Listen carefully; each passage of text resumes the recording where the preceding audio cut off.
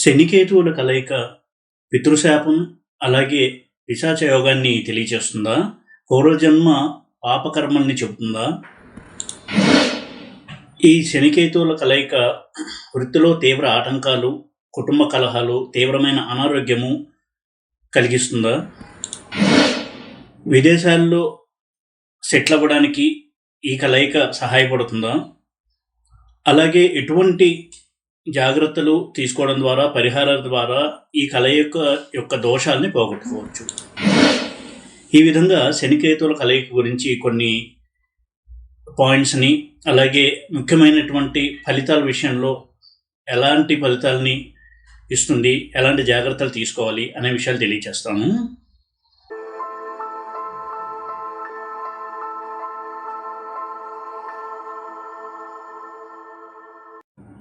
ఓం నమో వెంకటేశాయ. జ్యోతిష్ రత్నాకరం ఛానల్కి స్వాగతం. ఈ వీడియోలో శనికేతువుల కలయిక ఎటువంటి ఫలితాలని ఇస్తుంది అనే విషయాన్ని తెలియజేస్తాను. శని కర్మకారకుడు. మనం చేసినటువంటి పూర్వ కర్మలకి ఈ జన్మలో దానికి సంబంధించినటువంటి ఫలితాలను ఇవ్వడం, కష్ట నష్టాలను ఇవ్వడం, సుఖాలని దుఃఖాలని ఇవ్వడం, వీటి బాధ్యత వహించేటువంటి ప్రధాన గ్రహం శని. అలాగే రాహుకేతువులు ఇద్దరు కూడా పాపకర్మల్ని, పూర్వజన్మ కర్మల్ని సూచించేటువంటి ప్లానెట్స్. శని రాహుల కలయిక ఎలా అయితే ముఖ్యమైన కలయికో, శనికేతువుల కలయిక కూడా అంతకంటే ముఖ్యమైనటువంటి ఒక కలయిక. ఈ కలయికని ఎలా అర్థం చేసుకోవాలి అనేది చాలా ముఖ్యము. తర్వాత ఎటువంటి జాగ్రత్తలు తీసుకోవాలి అనేది కూడా మనం ఆలోచించాలి. ముఖ్యంగా శని వక్రించినప్పుడు మరింతగా పూర్వజన్మ పుణ్యపాపాల ఫలితాన్ని బలంగా ఇస్తాడు. అటువంటి శని అంటే వక్రించిన శని కనుక కేతువుతో కలిసి ఉన్నట్లయితే తప్పకుండా ఆ జాతకుడికి జీవితంలో దానికి సంబంధించిన ఫలితాలు స్పష్టంగా తెలుస్తూ ఉంటాయి. ఏ స్థానంలో ఈ కలయిక ఏర్పడింది అనే దాన్ని బట్టి ఫలితాలు మనం చూడాల్సి ఉంటుంది. అయితే ప్రధానంగా శనికేతులు కలిశారు అంటే కర్మకు సంబంధించినటువంటి కొన్ని లోపాలు పూర్వజన్మంలో బలంగా ఉన్నాయి. వాటిని అనుభవించడానికి ఈ జన్మలో అతను వాటికి సంబంధించినటువంటి దుఃఖాలని కావచ్చు, కష్టాలని కావచ్చు అనుభవిస్తున్నాడు అని ప్రధానంగా మనం అర్థం చేసుకోవాల్సి ఉంటుంది. ఎప్పుడు కూడా కేతువు ఒక్కడు ఒక రాశిలో ఉండడం మంచిది. అలా కాకుండా ఏ గ్రహంతో కలిసి ఉన్నా అది ప్రాబ్లమేటిక్గానే ఉంటుంది. ఆ గ్రహం యొక్క కారకత్వాల్ని దెబ్బతీస్తాడు కేతువు. అలాగే శని కేతు నక్షత్రంలో ఉండడం కూడా కొంతవరకు ప్రాబ్లమేటిక్కే. ఇక ఫలితాల విషయానికి వచ్చినప్పుడు ఏ స్థానాల్లో ఈ కలయిక ఉందనేది చాలా ముఖ్యము. ఈ కలయిక ఒక్కొక్క రంగంలో కూడా ఒక్కొక్క ఆస్పెక్ట్లో జాతకుడికి కష్టాలని ఇవ్వచ్చు. వివాహం విషయంలో తీసుకున్నట్టయితే కొంతమంది చూస్తూ ఉంటాం, మ్యారేజ్ అయిన తర్వాత భార్య మోసం చేయడం భర్తని, ఆస్తి కోసం పెళ్లి చేసుకుని ఆస్తి తీసుకుని వెళ్ళిపోవడము, ఇలా ఊహించినటువంటి దెబ్బలు, ఎమోషన్స్ని గాయపరిచేటువంటి సంఘటనలు జరగడము, భార్య ద్వారా కావచ్చు, భర్త ద్వారా కావచ్చు, ఇలాంటివి ఉన్నాయి అంటే అక్కడ శనికేతు కలయిక ఉన్నటువంటి సందర్భాలు చూడొచ్చు మనము. ఈ విధంగా అన్ఎక్స్పెక్టెడ్ రిజల్ట్స్ అంటే ఊహకు అందినటువంటి ఫలితాలు. ఆ జాతకుడు చాలా స్ట్రైట్ ఫార్వర్డ్గానే వెళ్తూ ఉంటాడు, కానీ అతని చుట్టూ ఉన్న మనుషులు ఏదో ఒక హిడెన్ ఎజెండాతో, ఒక స్వార్థపూరితమైనటువంటి ఒక ఆలోచనతో ఉండి ఈ జాతకుడిని దెబ్బతీయడం అనేది జరుగుతుంది. దీని అర్థాన్ని మనం ప్రధానంగా ఎలా అర్థం చేసుకోవాలి అంటే, పూర్వజన్మలో మనకి ధనబలము, కండబలము, మందిబలము ఇది ఉంది కదా అని ఇతరుల్ని అణిచివేయడము, అన్యాయం చేయడము కనుక చేసినట్టయితే ఈ జన్మలో వారు ఊహించకుండానే కష్టాలు వచ్చి పడుతూ ఉండడము, కష్టాల సమయంలో ఎవరూ ఆదుకోకపోవడము, ఇలాంటి దారుణమైనటువంటి ఫలితాల్ని ఎదుర్కోవాల్సి ఉంటుంది. ఈ రెండు గ్రహాల కలయిక కర్మ సిద్ధాంతాన్ని మనకి స్పష్టంగా తెలియచేస్తుంది. ఎవరైతే ఈ కర్మ సిద్ధాంతాన్ని నమ్మి ఆచరణలో పెడతారో తప్పకుండా వారి జీవితం అనేది బాగుంటుంది. ఈ కలయిక ఉంది అంటే అర్థము మన పాస్ట్ లైఫ్లో కొన్ని తప్పులు క్షమించరానివి లేదా దారుణమైన తప్పులు చేశాము అని ప్రధానంగా అర్థం తీసుకోవాల్సి ఉంటుంది. అయితే కొన్ని సందర్భాల్లో ఈ కలయిక మంచి రాజయోగాలను ఇవ్వచ్చు. ఉపచయ స్థానంలో కావచ్చు, శని యోగించి కేతువుతో ఉన్నప్పుడు కావచ్చు. ఎంత రాజయోగం ఇచ్చినా దాని నుంచి కూడా దుష్ఫలితాలు అనేవి ఉంటాయి. అంటే ఒక పదవిలోకి వస్తారు, పదవి అనుభవిస్తారు, కానీ సడన్గా పదవి నుంచి దిగిపోవాల్సి వస్తుంది, లేకపోతే పడిపోవాల్సి వస్తుంది. ఈ విధంగా హ్యాపీ ఎండింగ్ అనేది లేకుండా ఉంటుంది ఈ కలయిక కనుక ఉన్నట్టయితే, యోగం ఉన్నా కానీ. అదేవిధంగా ఈ కలయిక పిశాచ యోగం అని చెప్పబడింది. అంటే ప్రేత బాధని తెలియచేసేటువంటి కలయిక, పితృదోషాన్ని తెలియచేసేటువంటి కలయిక.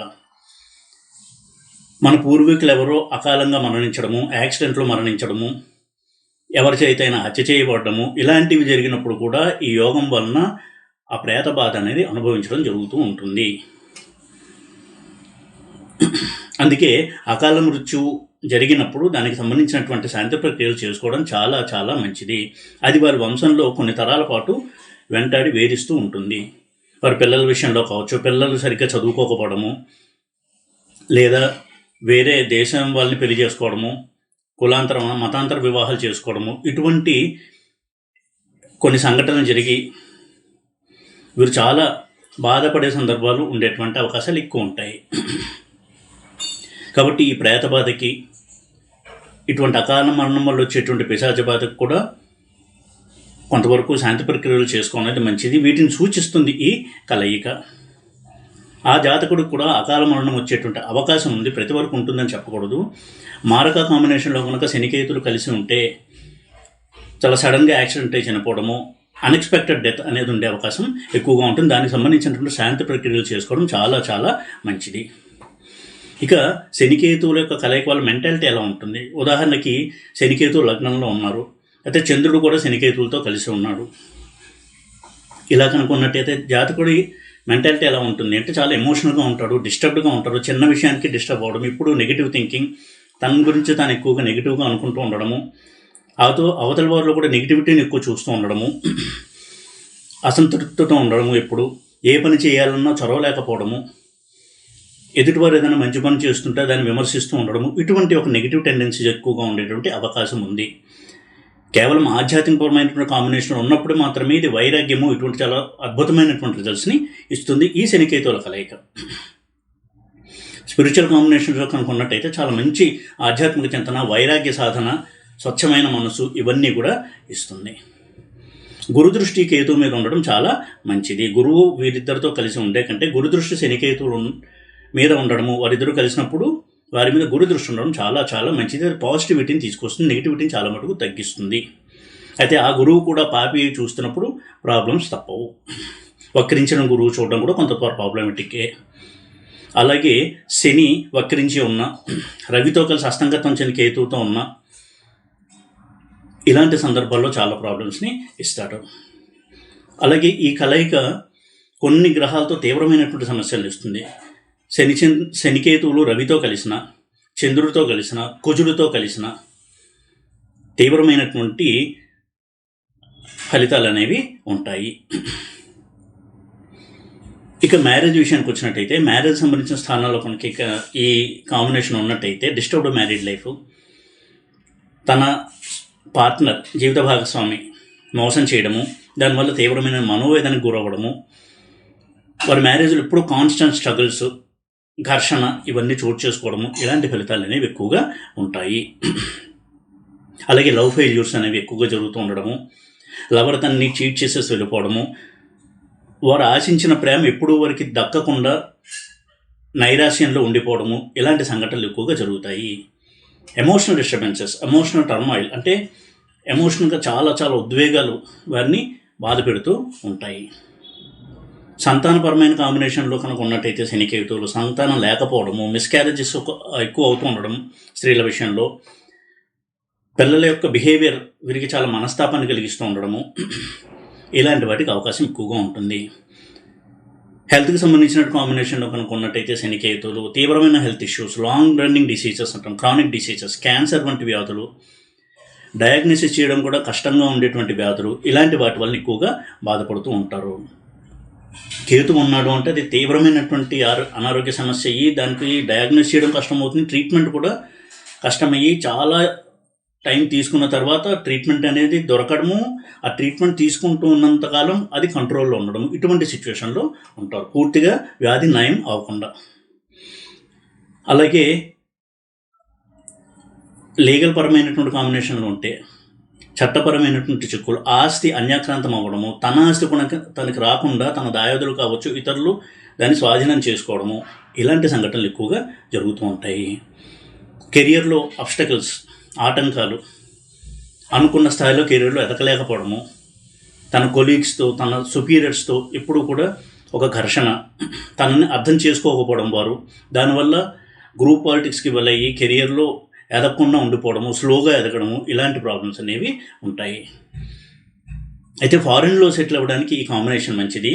ఫారిన్ ల్యాండ్కి వెళ్ళడానికి చాలా కష్టాలు పడాల్సి ఉంటుంది. అక్కడ వెళ్ళిన తర్వాత కూడా అక్కడ స్థిరపడడానికి కూడా ఎన్నో కష్టాలని ఓర్చుకుని ఆ తర్వాత అక్కడ స్థిరపడడం జరుగుతుంది. అయితే ఈ కాంబినేషన్ వల్ల శుభ ఫలితాలు ఉండవా అంటే, శని యోగకారకుడైనటువంటి లగ్నాలకి రాజయోగ ప్లేస్మెంట్లో ఉన్నప్పుడు, శని శశయోగం ఇటువంటి బలమైనటువంటి యోగాల్లో ఉండి కేతువుతో కనుక కలిసి ఉన్నట్టయితే మంచి ఫలితాలను ఇస్తాడు. అయినా నేను ఇందాక చెప్పినట్టుగా అందులో కూడా కొంతవరకు సమస్యలు ఉంటాయి. యోగాన్ని అనుభవించే టైంలో కూడా వరకు పదవిలో ఉంటే ఆ పదవి నుంచి వారిని దించేయాలనేటువంటి వరకు చుట్టూ ఉంటుంది. కాబట్టి ఆ పదవిని కాపాడుకోవడమే వరకు పెద్ద ఛాలెంజ్ అవుతుంది.